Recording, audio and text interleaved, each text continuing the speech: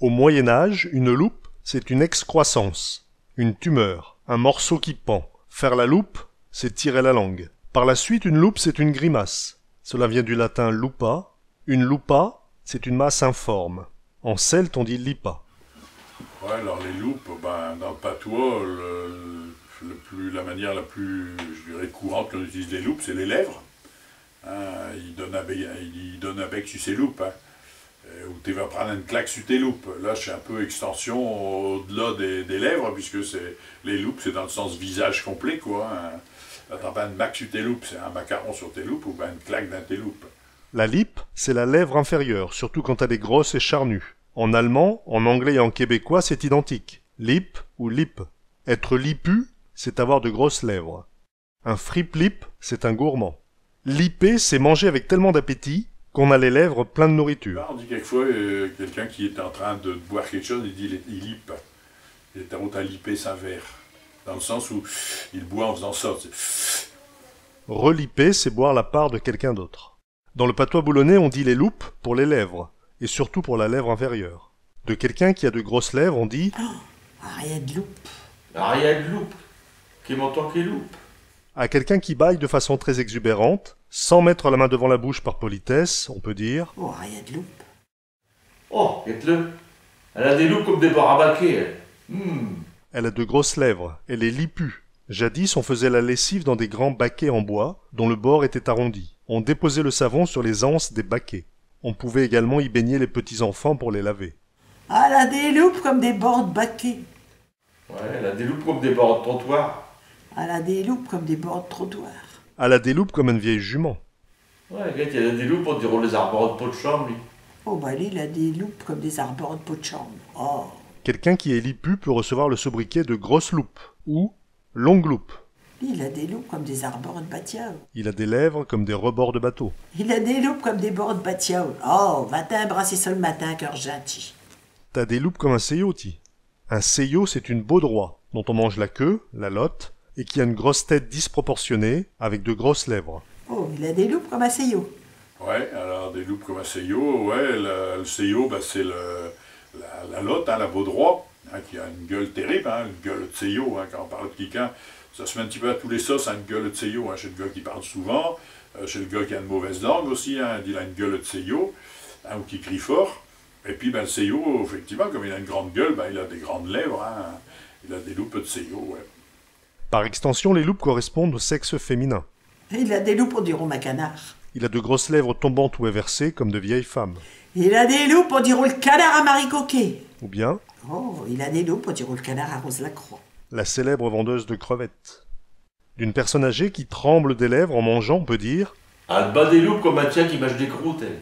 elle mange difficilement, comme un chien qui mange un crouton de pain sec. Elle bat des loupes comme un tien qui mâche des croûtes. Battre les loupes, c'est remuer les lèvres, ne pas réussir à articuler pour sortir ce qu'on a à dire. Ouais, il bat des loupes comme un baudet qui mâche des croûtes, lui. Il bat des loupes comme un baudet qui mâche des croûtes. Battre les loupes, c'est également à la messe ce qui remue les lèvres en faisant semblant de connaître les paroles des paternôtres, des paternosters. Claquer ses loupes, c'est faire du bruit en mangeant, comme quand on a un dentier mal positionné qui bouge. C'est également trembler de froid et claquer des dents. C'est un petit mot, c'est un peu un aparté de ça, mais on avait René qui était avec nous au groupe folklorique. Et, bon, il avait peut-être mon âge à cette époque-là d'ailleurs, John Pernin, ça, et on enregistrait les CD, les cassettes du moins pour les soleils boulonnais. Et à cette époque-là, quand on enregistrait, il fallait que ce soit bon d'un bout à l'autre, alors que maintenant on arrive à rectifier. Et à un moment donné, quand on écoutait l'enregistrement au studio, on entendait clac, clac, clac. Qu'est-ce qui se passe? Alors, il y a quelqu'un qui a des sous dans ses poches, puis qui... Et on recommençait, on l'a fait 5 ou 6 fois, cette chanson-là. Et à chaque fois, à un moment donné, on entendait clac, clac, clac.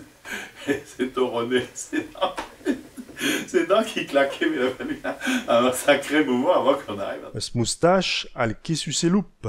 Sa moustache tombe sur ses lèvres.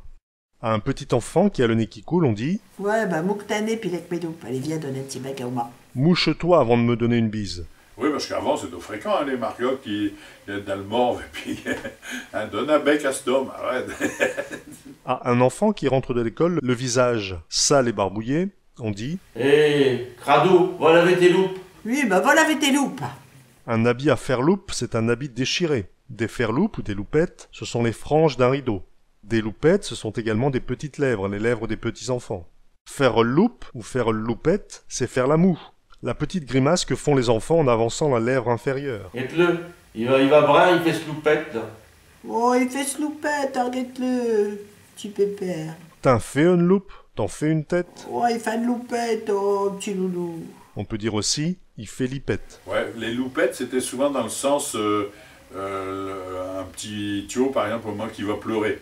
Il pleure pas vraiment, mais enfin, il commence il pleure pas au sens où il a des larmes, tout ça, mais il fait une graine un petit peu particulière, et on dit guette, il fait les loupettes, hein, dans le sens où il va se mettre à pleurer, quoi, hein, parce qu'il resserre un peu ses lèvres au moment de dire ça.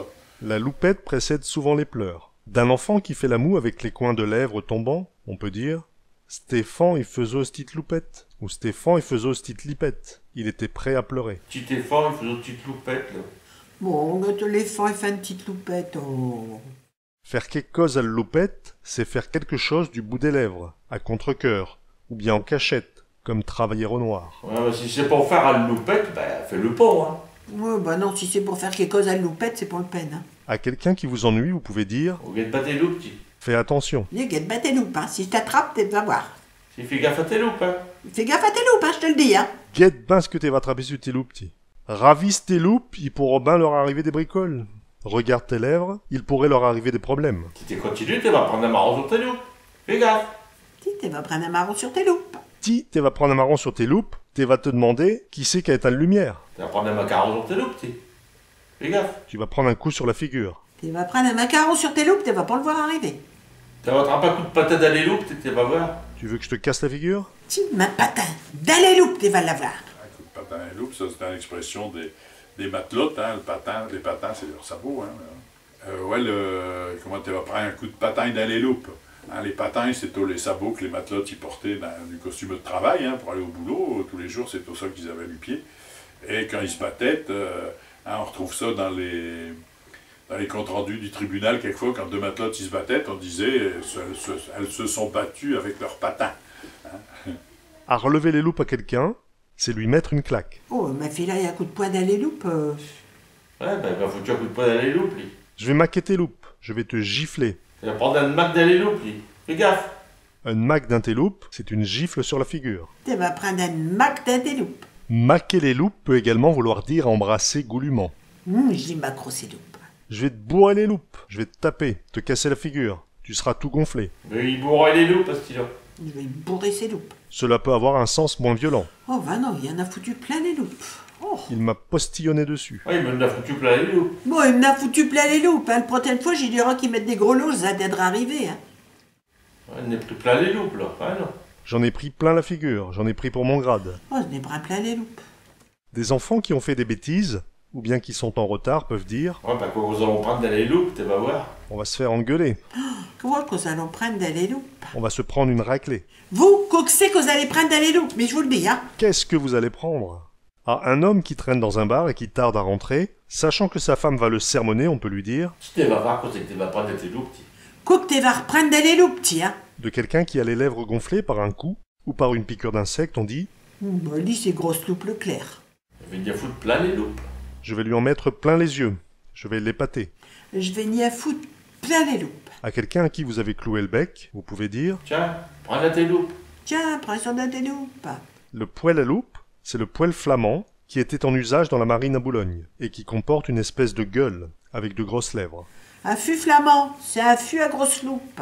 Le consigne, c'est le tisonnier pour réveiller le fût flamand à grosse loupe. Et les loupes, ben, moi j'ai retrouvé ici l'expression le feu qu'on a en bas, là, qui est un poêle flamand. À Boulogne, on disait, c'est un poêle, à Étaples aussi d'ailleurs, hein, on disait c'est un poêle à grosse gueule. Hein, avec le pot hein, devant du feu, quand il était rouge, ça donnait l'impression d'un animal, donc un animal avec une grosse gueule.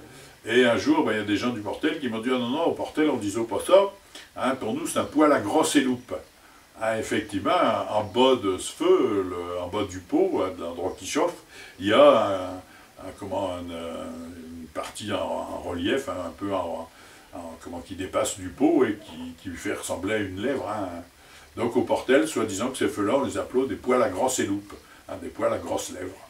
De quelqu'un de malpoli, on dit Oh, lui, c'est un malhonnête. Hein. Oh non, il n'a que des gros mots pourris dans les loupes. Lui, c'est un malhonnête. Il n'a que des gros mots dans ses loupes. Ouais, ça c'est un truc qu'on utilise quand de temps en temps pour amplifier un petit peu ce qu'on veut dire. On dit Morguette le malhonnête, il a que des gros mots pourris dans ses loupes. Hein, alors qu'en fait, quand on ne fait rajouter des termes malhonnêtes à ce qu'on voulait dire, quoi. Mais c'est fait exprès, là. D'une femme bavarde et médisante, on dit Une langue de loupe, ça. Elle, c'est un languet de loupe. D'une femme qui fait la fine bouche, la difficile, on peut dire. Oh, elle, c'est une belle les loupes. Ou bien, elle a des loupes un cul de poule. Laisse ça, c'est pas pour tes loupes, ça. Cette nourriture n'est pas pour toi. Non, laisse ça tranquille, c'est pas pour tes loupes. Pas pour ta bec, c'est pour moi. Non, non, c'est pas pour ta bec. Laisse ça tranquille, c'est pas pour tes loupes. Prendre un coup de loupe, c'est boire une lampée, une lipée, ou bien manger une bouchée. Allez, bois un coup. Prends un coup de loupe. Oui, bah, on va prendre un petit coup de loupe. Oh, ça, c'est du cola des loupes, hein. C'est un bec sucraille. C'est une boisson sucrée qui rend les lèvres collantes. Un terme que tu entends aussi, quelque chose qui, comme là, du papagne, on parlait tout à l'heure du papagne, s'il n'est pas bien fait, on dit c'est du colméloupe. Hein, dans le sens où c'est tellement pâteux que ça risquera de coller les loupes. Oh, hein, le soupe a été tellement épais, c'est du plaque à penche, c'est du col à tes loupes. Ça, c'est du harlech mes loupes. C'est du harlech péloupe, ça. Par extension, c'est du lec mes loupes, c'est quelque chose de bon. S'en mettre plein les loupes, c'est bien manger, et copieusement. On va s'en pourléquer les loupes. On va s'en lécher les babines. Spapiner les loupes, c'est saliver, se pourlécher les babines. À quelqu'un qui a des lèvres très épaisses sur lesquelles on trouve des restes de nourriture quand il mange, on peut dire Oh, les petites, t'as les loupes papineuses. Hein. tu as des lèvres collantes, comme l'épaisse bouillie collante qu'on donnait dans le temps aux enfants. Des loupes papineuses, c'est également le cas des ivrognes, qui peuvent avoir des lèvres déshydratées avec une épaisse salive blanche et collante. Ouais, Guette, il a des loupes papineuses, dit. Il revient de border. Oh, il a les loupes papineuses. D'un ivrogne qui sent fortement l'alcool, on dit Là, il y a une paire de loupes qui se font marquer par les mouques, hein. Ah, il a bien bu, hein. Il a une paire de loupes. Ils sont pas macailles par les mouques. ses lèvres ne sont pas mangées par les mouches. Les mouches ne se collent pas sur ses lèvres, comme elles peuvent le faire sur les chevaux, car lui, son haleine, très alcoolisée, éloigne tous les insectes. Oh, c'est tellement calme que je me brûle mes loupes. Quand on boit quelque chose de très chaud, on dit « Je me suis brûlé les loupes ». Le café, il est trop chaud, là. Je me brûle mes loupes. D'une femme mariée à un homme plus âgé, on dit Oh, elle est mariée avec un vieux grisard. Hein. Vieux grisard brûle les loupes. « Celle-là, elle fera bientôt la grimace ». D'un alcool très fort, on dit Ah ouais, c'est du brûle à tes loupes, ça. « C'est un alcool qui brûle les lèvres Oh, ça c'est du brûle-loupe. ». C'est du torboyau, ça arrache. Tiens, vous avez sorti le vitriol? Il date du Mexicain, du temps des grandes heures. Seulement on a dû arrêter la fabrication, il y a des clients qui devenaient aveugles. Alors ça faisait des histoires. Allez. Ah, faut reconnaître. C'est du brutal. Vous avez raison. Il est curieux, hein? J'ai connu une polonaise qu'on prenait au petit déjeuner.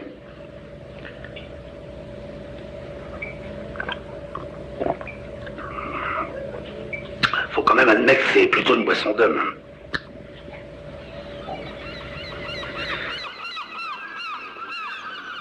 Tu vas prendre ça sur tes loupes, hein?